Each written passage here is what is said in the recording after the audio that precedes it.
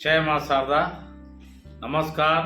मैं पंडित विनोद मिश्रा ज्योतिष और धर्म अध्यात्म के इस कार्यक्रम में आपका स्वागत करता हूं। आज का विषय है चतुर्थी तिथि के उपाय।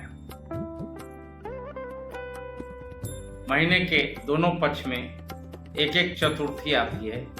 कृष्ण पक्ष में एक आता है और शुक्ल पक्ष में एक आता है, जिसे हम गणेश चतुर्थी भी कहते हैं।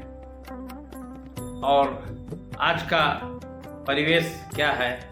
आज के परिवेश में हर आदमी परेशान है। किसी का बच्चा नहीं पढ़ रहा है और किसी का काम बनते बनते बिगड़ जाता है और किसी की दुकानदारी नहीं चल रही है। पहले ठीक था, लेकिन बाद में दुकान की बिक्री कम हो गई और किसी ने नौकरी के लिए परीक्षा दिया और उसका कुछ नंबर से अटक गया, उसका काम नहीं हो पाया। कारण क्या है? आप किसी से बात करते हैं और सामने वाले से जो कहना है वह कह नहीं पाते और उसके जाने के बाद आपको याद आता है कि अरे, हमने जो कहना था वो कह नहीं पाए। इसका कारण क्या है?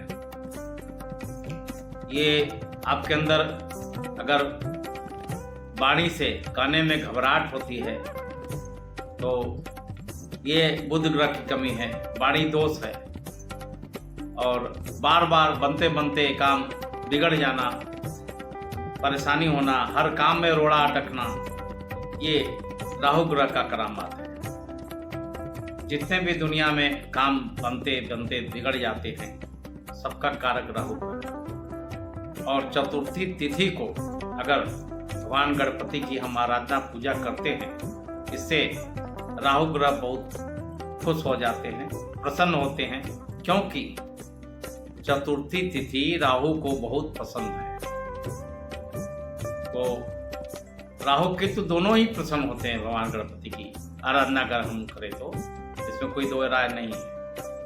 तो एक बात मार्के की है कि जो गणेश जी पे हम दुर्वा चढ़ाते हैं उसका कॉम्बिनेशन राहु से है और जो केतु का कॉम्बिनेशन है वो कुशा से है, जिसे हम पितृ पक्ष में तर्पण देने के लिए प्रयोग करते हैं। और पूजा पाठ में भी पंडित जी लोग हमारे अनामिका उंगली में 35 पाना के पूजा करवाते हैं।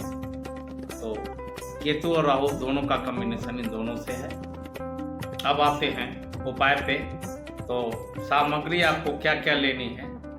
तो एक भोजपत्र और 20 ग्राम नागकेसर, 7 दुर्वा, दूब और भोग लगाने के लिए, नैवेद्य के लिए लड्डू, जो आपको बन पड़े।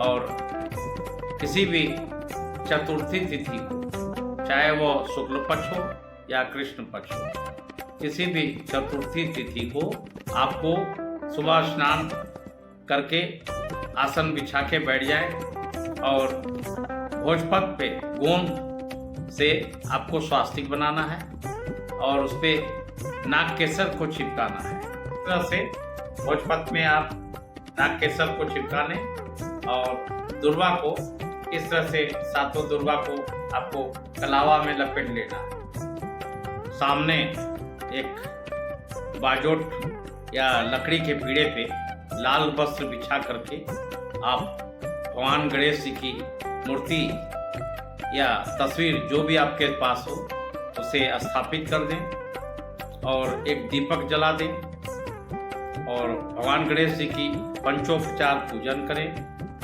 तिलक करें, अक्षत चढ़ावें, फूल चढ़ावें, नैवेद्य अर्पण करें, धूप दीप दिखाएं और जो स्वास्तिक आपने बना के रखा है उसे गणपति के सामने स्थापित कर दें और जो दुर्वा आपने लपेट के सातों दुर्वा रखा है उसे गणेश जी पे अपनी मनोकामना, जो भी आपकी इच्छा है, उसे बोल करके ओम गम गणपति नमः करके उसे भगवान गणपति के ऊपर चढ़ा दें।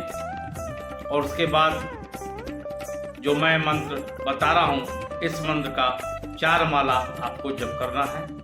108 गुणे 4, 108 मनके की जो माला होती है उसे 4 बार आपको जप करना है। मंत्र है ओम गम ग्लौम हरिद्रा गणपते वरद वरद सर्वजन हृदय स्तंभ।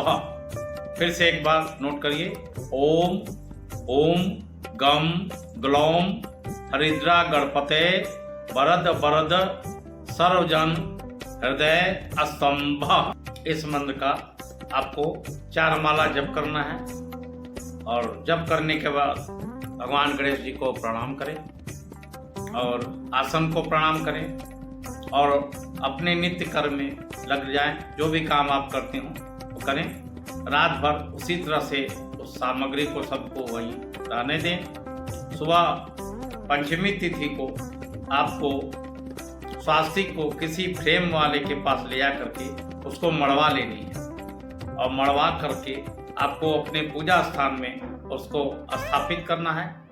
और जब भी काम से आप कहीं बाहर जाएं नित्य, तो उस स्वास्तिक पे त्राटक करते हुए 21 बार इस मंत्र का जाप करना है आपको।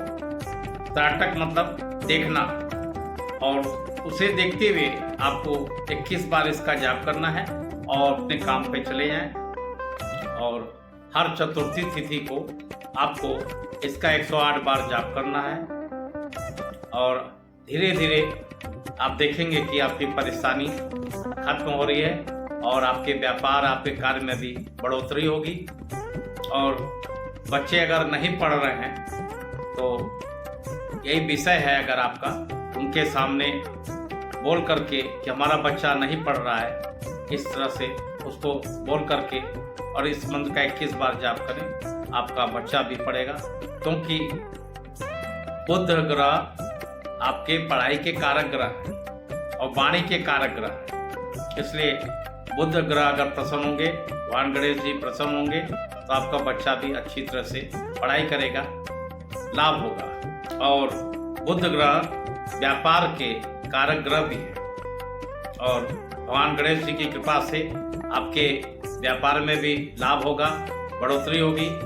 आज का वीडियो यहीं समाप्त करते हैं किसी उपाय के साथ, और आपसे निवेदन करता हूं कि अभी तक आपने हमारे चैनल को सब्सक्राइब नहीं किया है तो सब्सक्राइब करें, लाइक करें, शेयर करें और कमेंट्स करें।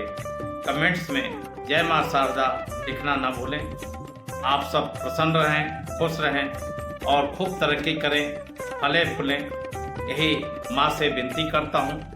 और आज के लिए बस विदा चाहता हूँ। धन्यवाद। जय मां शारदा।